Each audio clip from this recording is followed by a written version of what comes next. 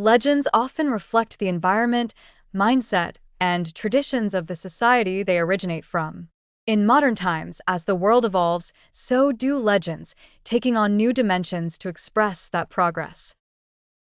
One such contemporary legend is that of the children with dark eyes. The legend tells of children aged between 6 and 16 years, appearing on remote roads at midnight to lone travelers. These children are characterized by their pale skin and pitch-black eyes and are known to incessantly knock on doors at night, seeking assistance for an unknown matter.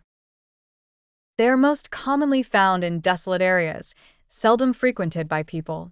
At first glance, they appear ordinary, often avoiding eye contact. You might hear their playful, childlike voices, but sometimes their frightening tones echo, no less terrifying than their dark eyes. These children may knock on your door to use the phone or seek help.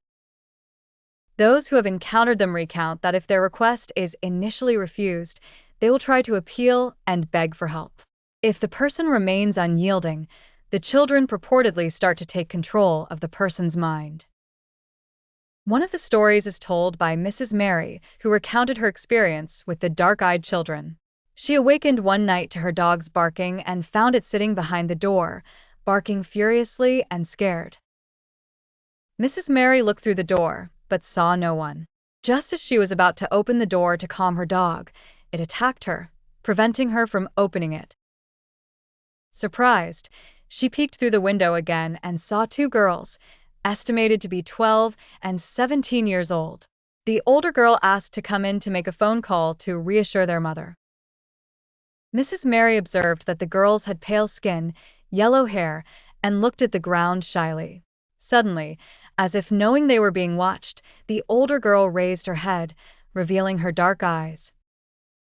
And in a booming voice, not fitting a female, let alone a child, demanded she open the door or they would force it open. Trembling, Mary retreated slowly, her dog still shivering with fear. She felt an overwhelming urge to open the door, but resisted, retreating to her bedroom and locking the door until the girls left and she calmed down. She later read about these creatures, learning that they don't harm those who comply, but remain terrified she might be their first victim.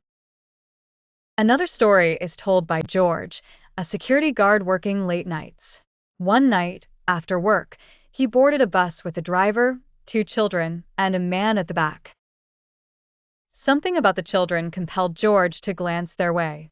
Suddenly, the boy turned to look at him, and George was terrified to see the boy's dark, eerie eyes.